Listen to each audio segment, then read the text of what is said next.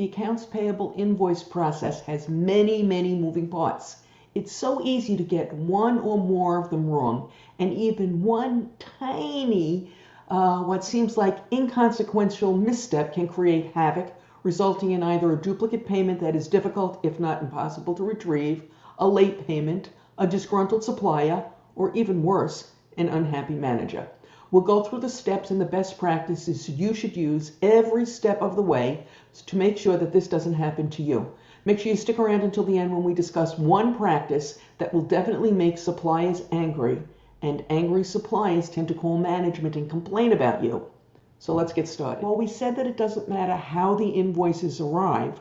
You can do a lot to ensure that this step goes smoothly.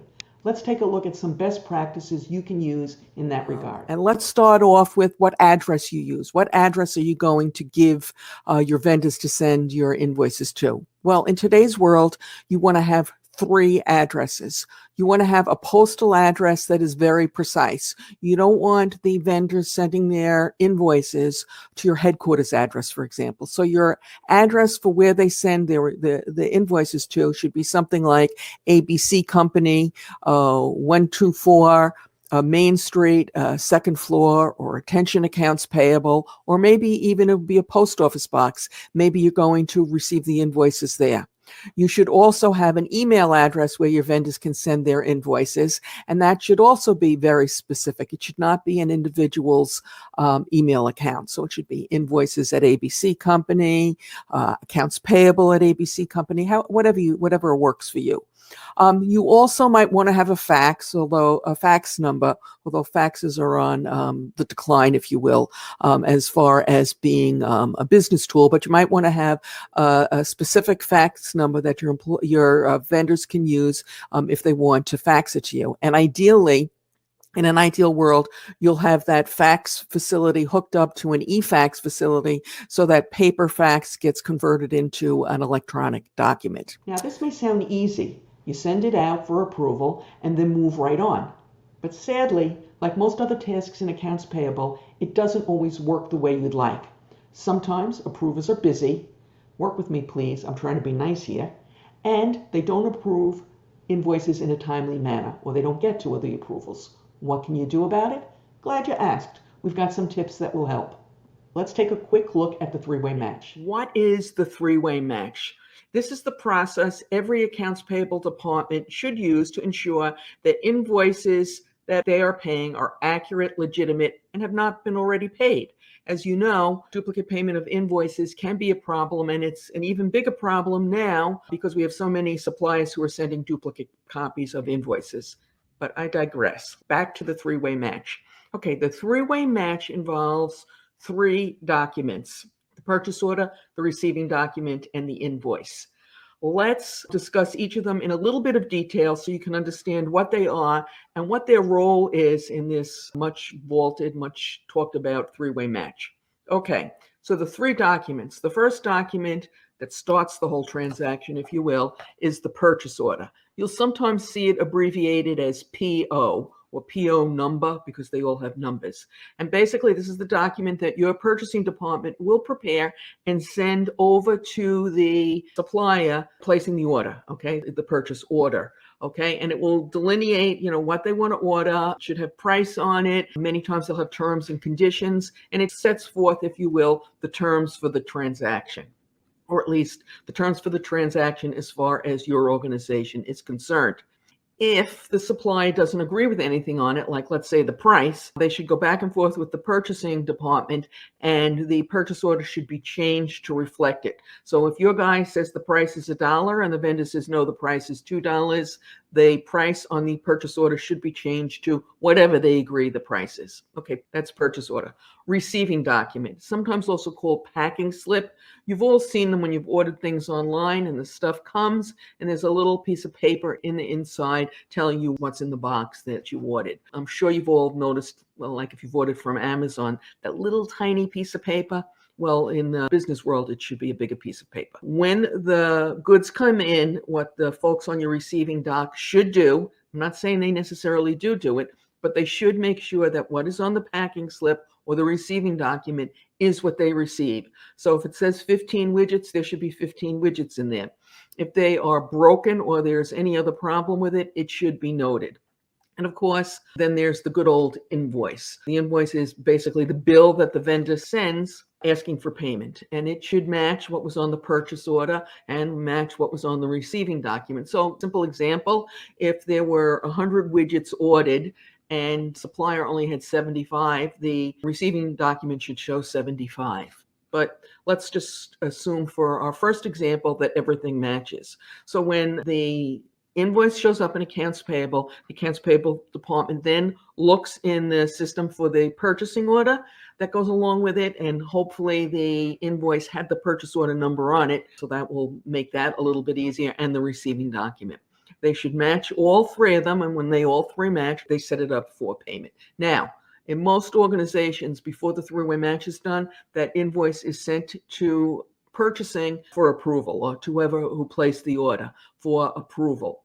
You would think that that person would do the checking and make sure that it matched what was on the purchase order, but that rarely happens, or it doesn't happen that often, and that's why the accounts payable department does the three-way match. Okay, so you've got your three documents, you've got your approval, and hopefully if everything matches, you can then set it up for payment and the vendor can be paid and everybody will be happy. Let's look at some of the best practices surrounding the three-way match. Best practice number one. And I realize that if you're in accounting or accounts payable, this might fall outside your purview, but it's something to really keep in mind. You want to make sure right off the bat, from the beginning, that you get off on the right foot. This means that the purchase orders must be accurate every single time. An accurate purchase order means one that's filled out completely, and also one that the purchaser did not mindlessly check off standard terms and conditions before sending it. If the purchaser has made some special arrangement, if it's for something as simple as extended payment terms, that needs to be reflected on the purchase order. For if it's not, and if the vendor forgets about it and doesn't include it on the invoice, there's no way the accounts payable team is going to know it when they pay the invoice, and that wonderful negotiation that your purchasing department did is going to go up in smoke, because the purchase order is going to match the invoice and they're going to go ahead and pay. So that's best practice number one. Best practice number two, and again, this might be outside the purview of accounting or accounts payable, but you want to make sure the receiving practice, the receiving doc, does what they're supposed to do. This means not just marking off goods in when they're delivered and marking them received, but actually verifying what's in, and more importantly, what's not in the shipment. This may involve checking the quantity, the quality, etc. And any discrepancies should be noted. If you ordered 100 widgets and you only got 95, then you want to make a note that only 95 widgets were received. So when the invoice shows up for 100 widgets, your accounts payable staff can make the appropriate adjustment. Okay, best practice number three. Of course, perform the three-way match before paying every single invoice. Anytime there is a discrepancies, investigate it and resolve it before you pay the invoice. For many, okay, not necessarily everybody, but many, it is becoming a best practice to use technology to automate and streamline your accounts payable invoice processing. For best practice number five, implement strong internal controls. Sometimes people think, oh, well, we're doing the three-way match, we don't have to worry about internal controls. That's not true. You must integrate internal controls, strong internal controls, along every aspect of your three-way match, and do it with every single time. Before we continue, let's take a quick look at the various payment options currently being used by many U.S. organizations. Yes. I believe many payments being made today with checks could be made with either cards or ACH. Do you agree? Is your organization trying to reduce the number of paper checks? Let us know in the comments below. Cards are the perfect payment tool to handle small dollar invoices, which may be clogging up your accounts payable. Used with the proper control, you can eliminate a large number of invoices and then have your AP team spend their valuable processing time on larger dollar invoices. There have been many new card product introductions in recent years, so you might want to take a look at them. When reviewing all the advantages of card programs, keep in mind your supplier's needs as well. While many are happy and even prefer to take cards for, let's say, a $100 transaction, you may find their joy fading quickly if you try and get them to take it for a $100,000 invoice, even with a reduced fee. ACH payments have been growing in popularity as many recognize the drawbacks of paying with a paper check. ACH payments are electronic payments, but they are not instantaneous. It is important that you realize that. They have been used successfully for years now for direct deposit of payroll and direct deposit of Social Security. In growing numbers, companies are now using them to pay their suppliers. In fact, in the US, ACH payments in the B2B world now exceed 50% of the payments made. While we celebrate crossing this threshold, the rest of the world looks at us incredulously, as most make almost 100% of their payments electronically. I've had non-US people tell me things like, I don't even know where my checkbook is. And when COVID hit, our management said, no more paper checks. ACH can be used in place of many wire transfers as they are quite a bit less expensive and in place of paper checks, as we've already discussed. As you may have guessed, not only has there been a lot of innovation in the payment world, there's a lot more coming in the next few months and years. I would be remiss if at this point I did not point out the danger of making duplicate payments. Saying you never make a duplicate payment is like saying you never make a mistake. Now, you may think that this is no big deal since surely suppliers would return the duplicate payment. Sadly, only a few do. So here are a few tips you can use to avoid that nightmare. I want to start off by smashing that myth that vendors will return duplicate payments. Here's the secret. Most of them don't. Now, a few will issue credits, and then there's issues with credits as to whether your people find them, they take them, etc. But many of them don't. They quietly put the money in their pockets and never say a word about them. And then there are a few who pulled this little nasty trick that happened at one company where I worked. The vendor got the duplicate payment and came in to see the chief operating officer. I don't remember exactly for what, but whatever. And he brought that check, that second check that we had sent, and he threw it on the officer's desk. And he said to him, glad to see you doing so well. Glad to see you can afford to pay us twice. Okay, as you can imagine, what happened after the guy left was not pretty. Everyone has three opportunities to prevent, detect, and recover duplicate payments. But you've got to take action to do these. So let's start. I call it the before, the during, and the after. That's my way of breaking these things down. So let's start off with the before. What can you do before you get that invoice and you process it? Well, it's some very simple stuff, okay? You want to incorporate best practices, make sure you have strong internal controls in your processes for handling invoices and making payments. And those processes should include strong internal controls and not limited to, but including separation of duties. You also want to minimize or eliminate as many weak practices as you can. Let me give you an idea about some of those weak practices. Returning checks to the person who placed the order, the requisitioner, as I like to call them. Petty cash boxes. All of these are opportunities, if you will, for a duplicate payment. Let's talk about during. What can you do during the processing of an invoice to ensure that you don't pay it twice, or at least help minimize the chances of not paying it twice? So I want to share with you a little story.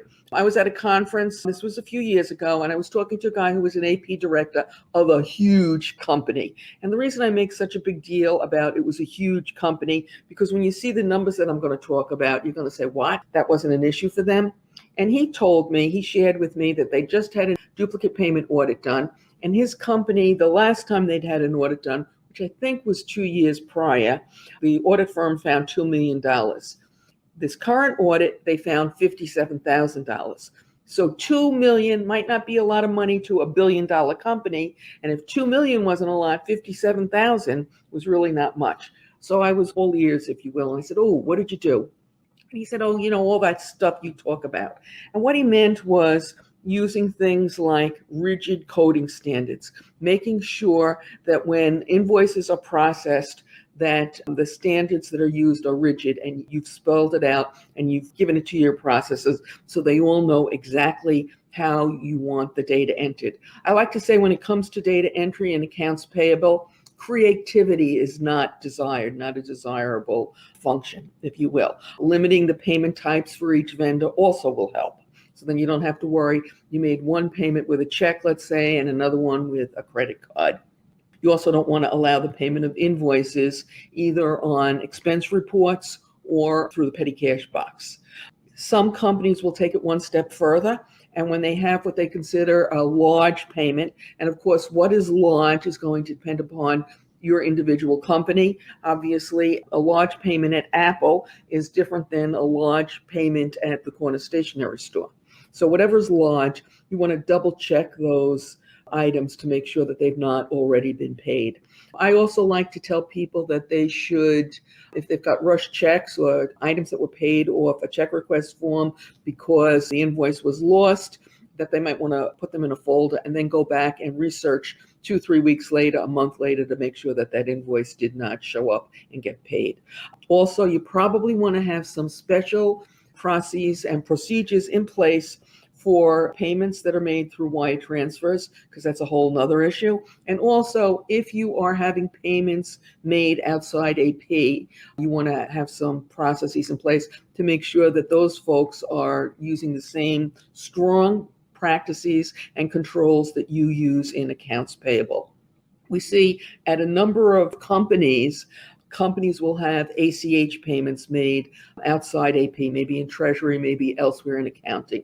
I want to say that that happens at about 20% of the companies. And as more companies are increasing the number of ACH payments, there's also a possibility of increasing that. Now, we're going to talk about after the payment's made, because there are some things you can do that. But first, I want to say a big thank you to all our listeners who very thoughtfully give us thumbs up or likes on our recordings. And if you have any other tips on preventing duplicate payments that I haven't shared, feel free to put them in the comment field, or of course, I always like to hear from people. Okay, after the payment's made, the money's out the door, but it doesn't have to be out the door forever if you paid twice, which hopefully you didn't. But at a minimum, you want to audit your payments. When I say at a minimum, I hope everybody who's listening today is doing statement audits. And that's where you call your vendors and you ask them to send a statement showing all outstanding activity, all open activity, not just open invoices. They're happy to tell you about the open invoices, but you want to find out, are there any open credits that we don't know about? You want to get that money back, obviously. So if you haven't been doing that, that's kind of a no-brainer. And if you do find a credit on a statement that was due to a duplicate payment, you want to investigate, because you know what they say about where there's smoke, there's fire, or, and as I like to say, where there's a duplicate payment once, it might happen more than once. And so you want to investigate what happened, figure out, was there a weakness in your controls and your processes, and then fix it. Okay, you want to close that loophole, whatever it may be. Also, you want to be very careful about those vendors who change the invoice number, and many of them do. Some of them will just add like an A to the end of the invoice number for the first copy that they sent out and a B for the second copy, but others are change the invoice number completely. So you want to be very careful about those vendors, and when you figure out who they are, you want to make a special notice of them so that you can always check to make sure that you don't have them, okay? So be very careful about them. And again, when you find a duplicate, you want to analyze what was wrong, what went wrong in our system so that we made this payment. Now, some of you, hopefully not you, but a few people out there might be sitting there thinking, saying, well, we don't make duplicate payments. Our system won't allow it, or whatever reason that you have. Let me just say this. Maybe you don't make duplicate payments often, but saying you never make a duplicate payment is like saying you never make a mistake. I like to say, from my lips to God's ears, everybody does occasionally. And by the way, if it's only occasionally and your staff makes one, take it into consideration that this is something that happens everywhere. Now, if you still think, hey, she's making a big deal about nothing, let me just point out one more issue to you. A lot of times, fraud in general starts off with an honest mistake. So you pay someone twice, They realize they got that second payment. They don't return it, God forbid. And then they say, aha, maybe if we send invoices twice, they'll pay twice, and they start doing it. So an honest mistake can sometimes lead to fraud, so which is why you want to stay on top of this issue. These discounts are really important to the organizations that are offering them, so it is critical you understand what they are and how they work. Early payment discounts are exactly what they claim to be, a discount for paying early. Let's take a look at the nitty-gritty of how early payment discounts work. For starters, not every supplier offers them. Typically, they are negotiated during the initial stages of the business relationship. They should always be included in the terms and conditions. Some suppliers offer them as a matter of course, and others don't offer them at all. This is one of those situations of if you don't ask, you don't get. So ask. All they can say is no. For the purposes of this talk, we're going to focus on the most common discount offered. The discount does not have to be these numbers, but just I want to make the example and I want to make sure that you understand it. So it's 2, 10, net 30. It is typically written the number 2, a slash sign, the number 10, net, the number 30. This means that a full payment is due on the 30th day after the invoice date. However, if the invoice is paid within 10 days of the invoice date, the customer can take a 2% discount, hence the 2/10. So if you had an invoice of $100, the customer has a choice of either paying $100 on the 30th day or $98 if he pays it in day 1 through 10, up to the 10th day. The $98 payment is arrived at by taking 2% of 100, which is $2, and subtracting it from the total amount of $100. Any payment after the 10th day up until the 30th day should be the full $100. There are no partial discounts in the early payment discount world. You'll sometimes see the term early payment discount or early pay discount abbreviated as EPD. Now, you may be looking at this simple example and wondering, why would anybody make a big deal about this? She's talking about $2. So the answer is twofold. First of all, the smaller dollar amounts add up. And secondly, for most organizations, early payment discounts represent the best financial alternative they have. The 210 net 30 converts to a 36% rate of return. For most organizations, unless you're out there collecting money with a baseball bat, which I'm thinking you're not if you're listening to this is probably the highest rate of return your company can get with absolutely no risk. I'll skip the math for now, but perhaps we'll do another broadcast showing it. So if you're interested, let us know in the comments below. So as many companies would like to get more early payment discounts, your suppliers are not such a big fan of it, okay? So it's up to you to ferret out these opportunities. Here are 3 quick ways to do that. So number 1, pretty simple. Make sure you earn all the early payment discounts you're entitled to. This means identifying those vendors who offer early payment discounts and then fast tracking the processing for those so that you're able to get them paid within the 10th date. For many organizations, it is difficult to get an invoice processed, approved, and scheduled for payment in such a short time. But that's what you need to do. You need to also stay on top of your approvers because that's often where the holdup is, and make sure they understand that approving quickly is important in this case. Okay, that's tip number 1. Tip number 2. Many times, offering an early payment discount will be a standard within a particular industry.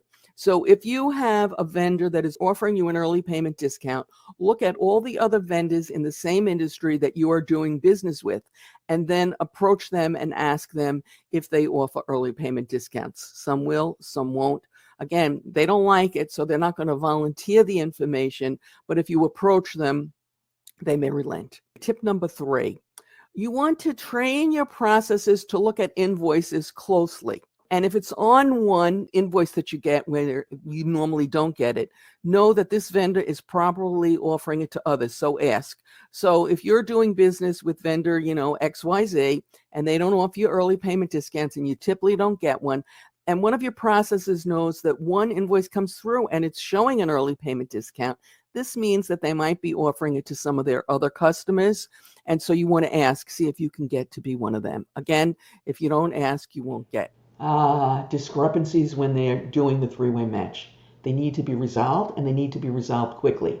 Let's take a brief but deep dive into how you can do that. What do you do with the data related to the accounts payable process three-way matches that go wrong, i.e., when you match the invoice against the purchase order and the receiving document and they don't match?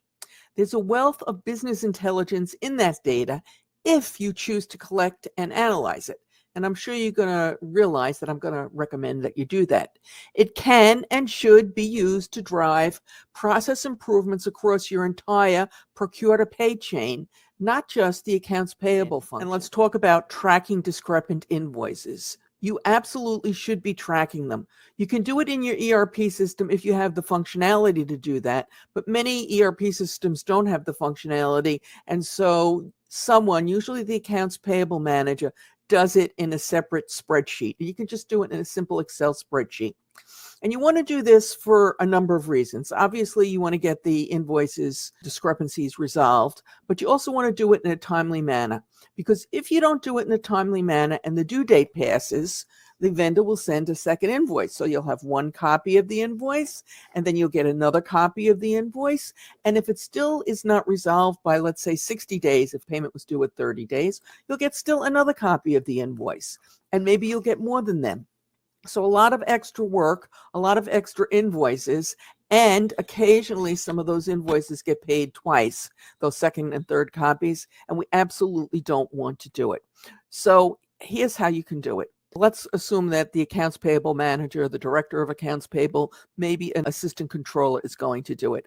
And what you're going to do is you're going to take a spreadsheet and you're going to keep track of the discrepant invoices and who's supposed to resolve them.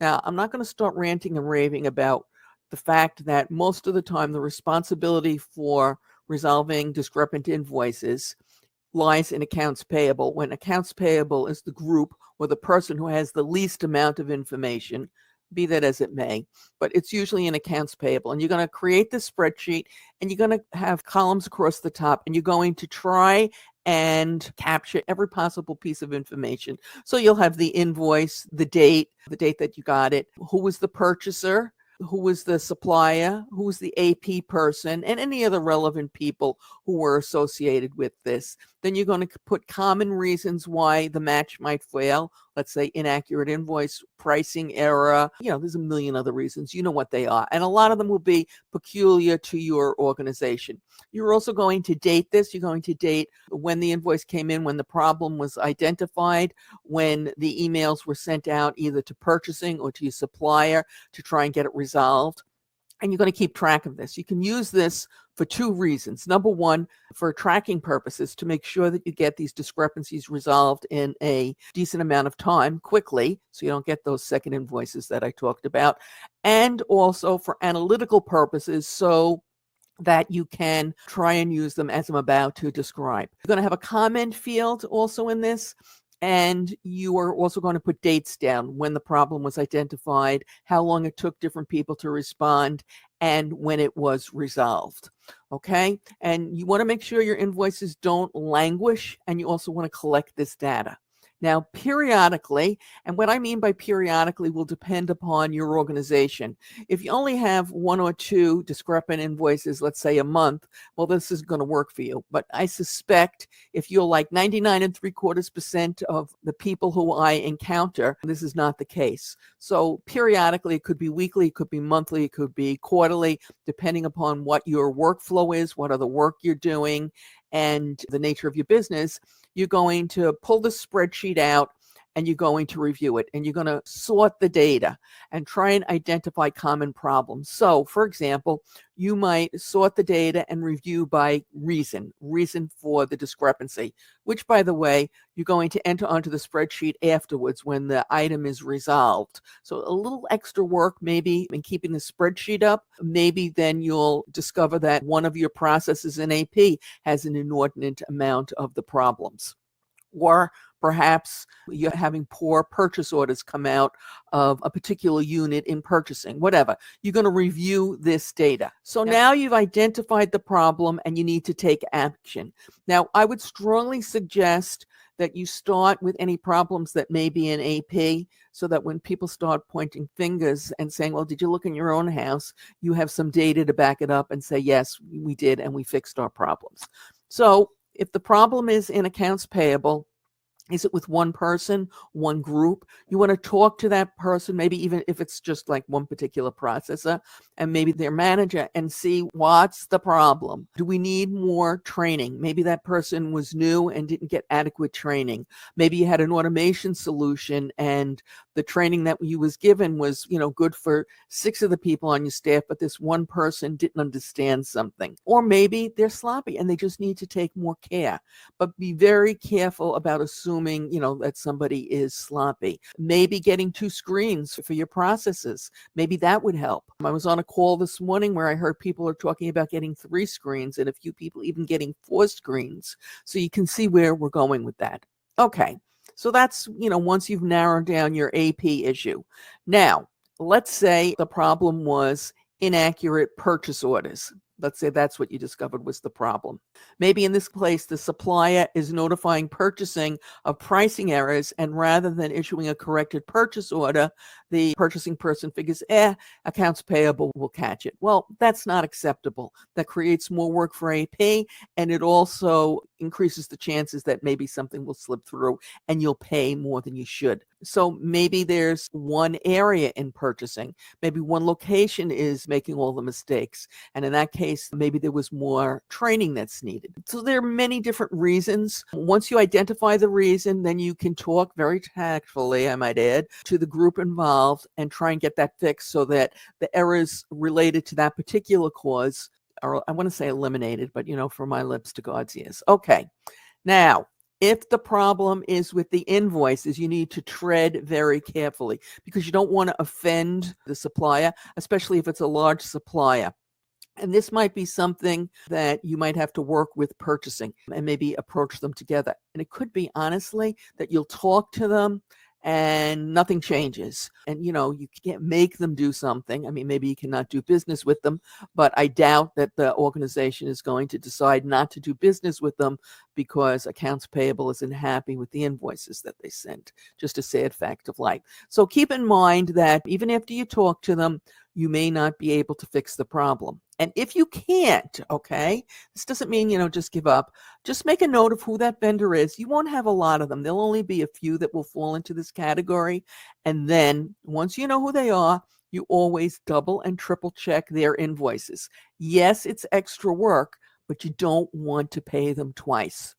Clearly, that's an unacceptable outcome. You may think that if you do everything that is explained here, all your invoices should sail through and you'd have no errors, duplicate payments, frauds, unhappy suppliers, or even unhappy management. Sadly, it's not that simple, and invoice errors still have a way of sneaking in. When they do, let's hope they are not simple things that you should have caught. We recently did a short video on rookie invoice mistakes that you'll want to avoid. Watch it right now using the link that has appeared on your YouTube screen and is in the description below. Good luck.